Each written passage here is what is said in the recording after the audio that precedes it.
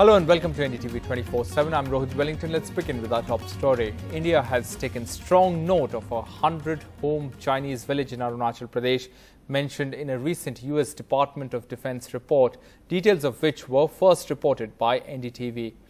Now, the government on Thursday condemned Chinese construction, saying that China has undertaken construction activities in the areas that it has illegally occupied. Vishnu Shom has more.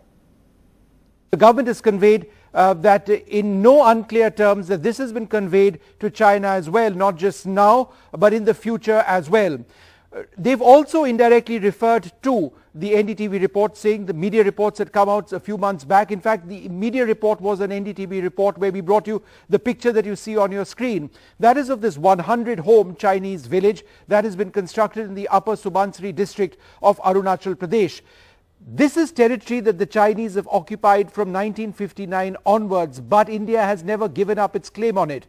And by constructing this village, China has qualitatively changed the status quo of this disputed area, which is why now India, condemning it, perhaps belatedly, sends a strong signal that yes, this is our area, what China is doing is unacceptable to us. It was the US Department of Defense report to the US Congress. As far as we understand, we have taken note of the US Department of Defense report to the US Congress, which inter alia also makes a reference to construction activities by the Chinese side along the India-China border areas, particularly in the eastern sector.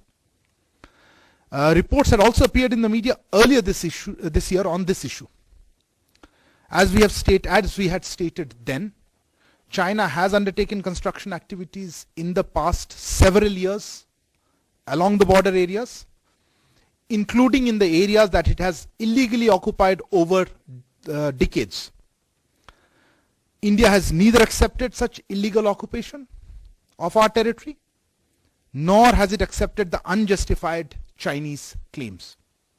Government has always conveyed its strong protest to such activities through diplomatic means and will continue to do so in the future. Moving on, multiple internal documents of social media giant Facebook flagged rampant inflammatory anti-minority content in India, and yet how Facebook's senior officials downplay the threats posed by such content. These whistleblower documents, reviewed by a consortium of global news organizations, including NDTV, have triggered a global backlash against Facebook's internal gatekeeping. A spokesperson for Meta, the rebranded version of Facebook, however, has called these allegations an acute misrepresentation of their efforts to curb hate speech on their platforms. From elections to COVID to anti-CAA protest, Facebook's internal documents show how hate spiked in India, especially around already volatile times, raising the question of whether they did enough to combat it. Sample this document from July 2020, motivated according to the authors by the recent spike in inflammatory content and rise in violence against Muslim minorities in India over the last 18 months. It found that in December 2019, around the time of the CAA protests, online content on Facebook and WhatsApp included misinformation on the protests, demonizing content against Muslims, hate speech and inflammatory spikes. In March 2020, at the start of the first COVID lockdown, there was a spike of over 300% in inflammatory content, blaming Muslims for the spread of COVID-19.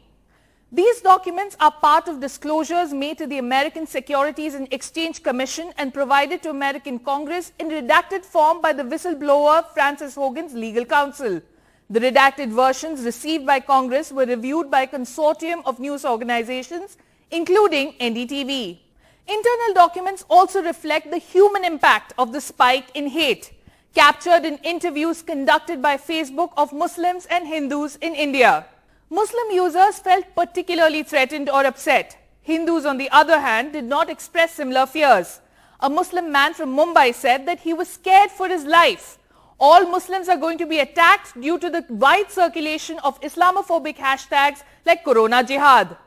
A spokesperson for Meta, the rebranded version of Facebook, called the allegations that Facebook downplayed the threats of hate speech in India as an acute misrepresentation of their efforts to curb hate speech on their platforms. and that they have invested in technology to find hate speech in various languages, including Hindi and Bengali. As a result, they say they've reduced the amount of hate speech that people see by half this year. Today, it is down to 0.03%, they say. We don't want to see hate on our platform, nor do our users, they say, while adding that they have been and continue to be transparent about their work to remove it. But just a year before this, a January 2019 document titled Critical Countries Review with Chris Cox, a senior Facebook executive, said that there was relatively low prevalence of problem content like hate speech on Facebook in India. The document says that surveys tell us that people generally feel safe. Experts tell us that the country is stable. This supposed clean chit was just months before the high-pitched Lok Sabha polls and the very divisive Delhi election campaigns. Documents dated 2021, however, show that Facebook's assessment of India had changed, an apparently belated acknowledgement of the spiraling online and offline hate. India, the documents show, was now assessed as severe for societal violence. With Arvind Gunasekaran, this is Mariam Alavi for NDTV. To the other big story, North India is choking. Farm fires are highest in the last 3 years, and if you look at that chart, UP has the most number of top 10 polluted cities. Delhi, meanwhile, is back in the severe air quality zone.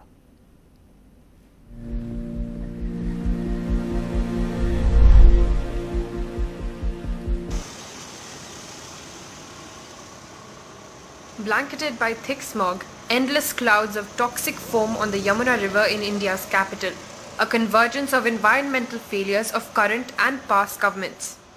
But despite widespread outrage, prime time and front page headlines, there is no improvement. Stubble fires, a major contributor to the smog, have crossed 42,000 in just the past 11 days, the highest since 2018. In Punjab, the biggest such polluter, there have been 0 FIRs this year, compared to over 1,700 2 years ago. With just 3 months left for the assembly elections, the government has decided to go soft on the farmers. ਤੇ ਅਜੇ ਸਰਕਾਰ ਸਾਨੂੰ ਧਮਕੀਆਂ ਦਿੰਦੀ ਹੈ, ਡਰਾਵੇ ਦਿੰਦੀ ਹੈ ਵੀ ਜੇ ਕਿਸਾਨਾਂ ਨੇ ਅੱਗ ਲਾਤੀ ਅਸੀਂ ਜੇਲ੍ਹ 'ਚ ਡੱਕਾਂਗੇ, 5-5 ਕਰੋੜ ਰੁਪਇਆ ਅਸੀਂ ਜੁਰਮਾਨਾ ਕਰਾਂਗੇ। ਸਾਡੇ ਕੋਲੇ ਜੇ ਕਰੋੜਾ ਰੁਪਇਆ ਹੋਵੇ ਫਿਰ ਸਾਨੂੰ ਦਿਨ ਰਾਤ ਖਾਪਣ ਦੀ ਕੀ ਲੋੜ ਹੈ। The worst of the air pollution emergency is being faced by western UP. 8 out of the top 10 polluted cities in India are from the region. Parts of Ghaziabad and Delhi have had severe pollution for 8 days straight, levels which are hazardous even for healthy people and seriously impacts those with existing diseases. Like Parvinder Singh in nearby Hapur, who is asthmatic.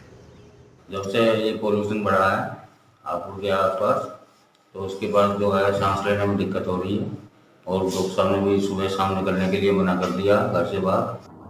Doctors and UP Pollution Board officials say this is the Diwali effect. अभी ये दिवाली का त्यौहार निकल के गया है तो कुछ प्रदूषण तो बढ़ा ही है, उसमें ठंड भी बढ़ रही है, तो ये सांस के मरीजों की दिक्कत काफ़ी बढ़ गई है। सांस के मरीजों का नंबर अस्पताल में बढ़ गया है, सांस फूलने वाले काफ़ी मरीज आ रहे हैं। जो दिवाली के बाद जो इम्पैक्ट जो स्तर पहुंचा है वो सब्सिडाइज धीरे धीरे नहीं हो रहा है। उसका रीज़न एक क्लाइमेट की कंडीशंस हैं। The pollution problem has gone unsolved for years now, with lots of political back and forth. But of course, the highest cost is being paid by citizens caught in the crossfire. With Alok Pandey, Sanjay Kaushik and Mohammad Ghazali, Meher Pandey for NDTV. Heavy rain once again lashed parts of Tamil Nadu on Thursday. Parts of Chennai still remain waterlogged. However, the rain red alert has now been lifted. Chennai airport has resumed normal operations after temporarily suspending arrivals earlier in the day.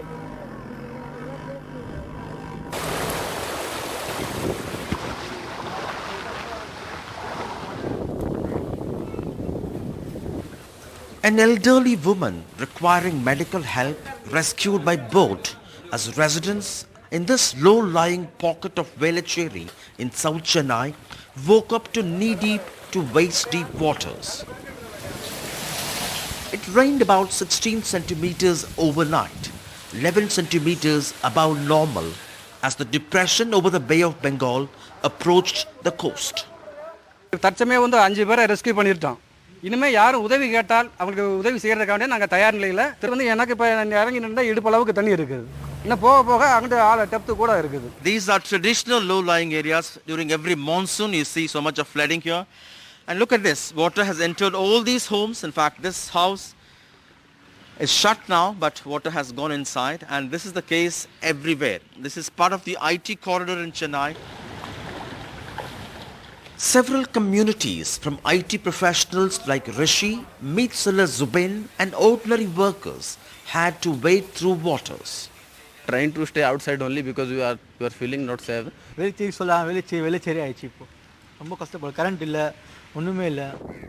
Authorities have asked residents around the lake to vacate as the overflowing water has entered homes and shops.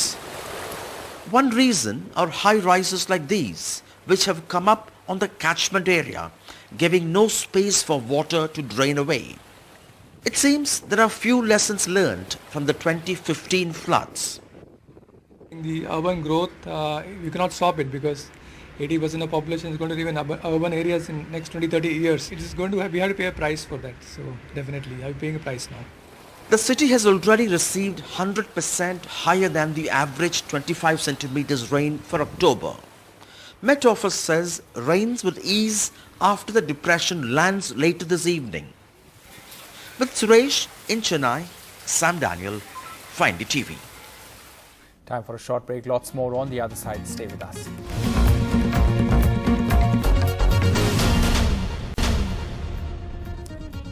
Welcome back. Behind the attack on Prakash Jha in the set of Ashram in Madhya Pradesh is a Bajrang Dal leader who is also a murder case convict out on bail. There has been no move to cancel it so far by the police. Now, an investigation by NDTV's Anurag Dwari exposes the full extent of the impunity at play.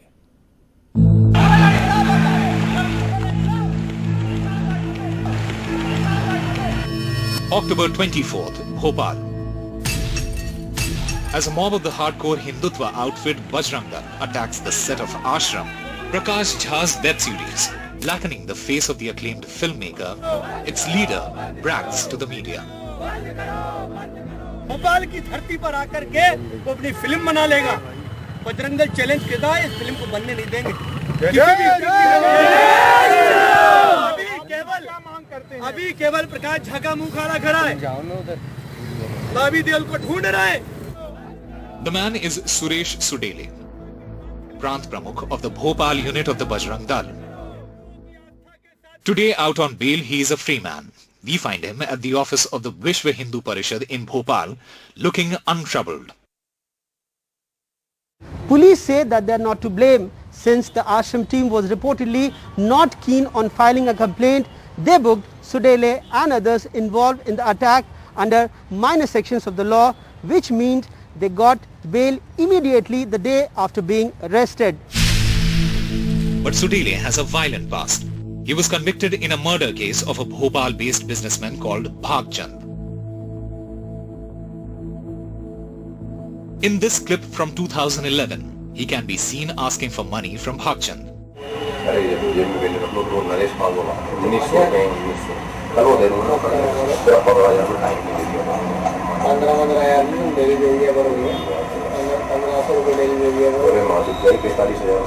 When Bhagchand lodged a police complaint of extortion, Sudele's accomplices reportedly attacked him, leading to Bhagchand's death.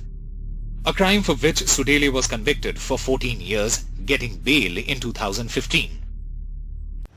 Legal experts say after the attack on Prakash Jha, police should have immediately moved the court to cancel the bail of Sushil Sudele in the murder case. We tried asking the state home minister, but this was the response. एक सवाल है, ये बजरंग दल वाले सुनील तो जमानत हत्या के मामले में बाहर हैं, तो आपको लगता है कि धमकी देते हुए उनकी जमानत रद्द होना चाहिए पुलिस? शिवपुरी वाली घटना एक नाली के पानी को लेकर के हुई थी और उसमें पुलिस वालों को भी चोट आई और वो दुखद घटना भी हुई, बच्चे वाली बताया है. उसमें 302 का प्रकरण रजिस्टर्ड कर दिया गया है पुलिस के खिलाफ में, एएसआई के खिलाफ में, 2 लोगों पर प्रकरण दर्ज किया है, कार्रवाई तत्काल प्रभाव से कर दी है। चंदला विधायक सर, ये सवाल कलेक्टर के सवाल करने पे बजरंग वाला चंदला विधायक When we tried questioning Sudele about the murder case, he was evasive. जिस तरह का आरोप आप पर खास तौर पे लगा है कि आप तो एक मर्डर केस में कन्विक्ट हैं, जमानत पर बाहर हैं और इस तरह से जाके धमकी दे रहे हैं, इस पर आप क्या उत्तर देना? देखिए, हमने जाकर के किसी प्रकार की कोई धमकी वहाँ पर सेट पर प्रकाश झा साहब को किसी को कोई धमकी नहीं दी। हमने पहले कहा कि हमारा विरोध था, विरोध करने का तरीका भी सांकेतिक था, लेकिन जाकर के वहाँ पर ही उधर के ही उपद्रवियों द्वारा, यहाँ के भोपाल के कुछ लोकल के बाउंसर थे, क्योंकि कुछ अब दूसरे उसके समाज के भी थे, उन्होंने जाकर के सीधे हमले करने का प्रयास किया बजरंग दल के कार्यकर्ताओं पर, तब जाके ये घटना हुई है। लेकिन आप मांग कर रहे हैं कि आपकी जमानत रद्द की जाए और आपको वापस जेल में रखा जाए। देखिए, मेरी जमानत हुई है, बस सत्य है, लेकिन मेरे द्वारा किसी प्रकार की कोई तोड़फोड़, किसी प्रकार की कोई हिंसा, किसी प्रकार का कोई पथराव, किसी प्रकार की कोई इस प्रकार की कोई भी घटना, कोई भी एक वीडियो फुटेज में दिखा दे कि मेरे द्वारा कोई सीधी कोई घटना, कोई कार्रवाई इस मामले में नहीं, इसको पहले मामले में जो मर्डर चार्जेस में आप कन्विक्ट हैं भागचंद जी के, उस पर लेकर खत लिखा है कि आपकी जमानत रद्द होनी चाहिए और आपको, क्योंकि आप बाहर आके इस तरह के उपद्रवी गतिविधियों में लिप्त हैं। जी। Critics say Sudele has impunity because of his political connections. Here he is in photos with Chief Minister Shivraj Singh Chauhan and Home Minister Narottam Mishra, RSS Chief Mohan Bhagwat and other BJP and RSS leaders. The Congress says the BJP state government is shielding criminals. सुशील सिडोले जहाँ साहब पे हमला करते हैं, मारपीट करते हैं और उसकी तरफदारी गृह मंत्री से लेकर सब करते हैं, जो कि एक मर्डर कन्विक्ट है और अभी बेल पे बाहर है। तो जब इस तरह के लोगों को परिषद देगी जो कानून पहले ही तोड़ चुके हैं और वो फिर कानून तोड़ रहे हैं, तो यहाँ कैसे आएगी फिल्म सिटी, कैसे मिलेगा रोजगार? जिस व्यक्ति को तुरंत जेल भेजना चाहिए इस कांड के बाद, उसको प्रश्रय दे रही है भारतीय जनता पार्टी के मंत्री और लोग। ये बहुत ही दुर्भाग्यपूर्ण है। At the home of Bhagchand, the man killed by Sudele's men, we meet his family. His wife Rajni, who looks after their 2 children, says they don't have enough financial strength to fight the case. मांग होती थी 1500 रुपए रोज के। ये कौन मांगता था? Police वाले, वो 1500 रुपए महीने के लेते थे। हाँ, मतलब वो बोलते थे, तो उन्होंने बोला कि मैं अपने घर को पालूंगा कि मैं किसको पालूंगा, तो इस चक्कर में कि पीछे से आके मार दिया था उन लोगों ने। The MP government may deny it is siding with the attackers, but it is unclear that why they have not moved the court to cancel the bail of a murder convict who is behind violent attack and openly threatening people in the garb of religion. In Bhopal, with camera person Rizwan Khan, Anurag Dwari for NDTV. Let's now shift focus to COVID now. Is it the festival effect in the last 1 month? Look at this graphic. India's average daily COVID cases have dipped, but reproduction number is up sharply. And is festival effect pushing up COVID cases and the reproduction number in Delhi? Delhi's lowest average daily cases in 2021 has been 25. Daily average cases on Thursday was 38. Reproduction number in Delhi now, let's take a look at that graph. Reproduction number in Delhi is now at 1.15. The recent weeks of festive gatherings and crowds, doctors and other experts fear will lead to a fresh rise in COVID cases. In Delhi, while no COVID death has been reported in nearly 3 weeks now, COVID cases hit 54 today, crossing the 50 mark for the first time since mid-September. 2-week cases are up 521. In Gujarat, the daily cases have hit 42, the highest since mid-July, and 2-week cases are 345. However, the reproduction number has been above 1 in both states for most of the past 1 month. Above 1 indicates cases are rising. For now, cases are manageable and the positivity rate well below 1% in Delhi. There was a lot of apprehension that the cases may go up, but at the same time we need to be alert for the next couple of weeks or months, so because as we see that we've had all the festivities, cases may pick up in the coming 2 weeks or so, so we should not let our guard down But as of now, there is not much increase. Delhi's largest COVID hospital, which saw about 1,500 COVID admissions daily during the second wave, today has 6 COVID patients admitted. Yet experts don't rule out the possibility of a third wave. Third wave आएगा तो 2 कारण से आएगा, एक human behaviour की वजह से और दूसरा वायरस के बिहेवियर की वजह से। लापरवाही नहीं बरतेंगे तो नहीं आएगा, और यदि वायरस में म्यूटेशन हो गया, then there is a possibility of third wave. Even though there is a dip in the overall COVID cases, experts are not ruling out the possibility of a virus mutation which could potentially lead to a rise in the number of cases. The public needs to be mindful of this in the ongoing festival rush. In Delhi with Prem Singh, Shonakshi Chakravarti, NDTV. And finally, sources in the BCCI have told NDTV that the board wants to relieve Kohli of the captaincy burden in limited overs cricket so that he can focus on his batting and return to his dominant form. Sources have further informed NDTV that the changes in Team India's ODI captaincy could be as soon as the bilateral series against South Africa, which begins on 11th of January next year. Rohit Sharma is expected to take over in the 50-over format too, with KL Rahul as his deputy. That's it on this bulletin from the entire team. Thanks for watching. Goodbye.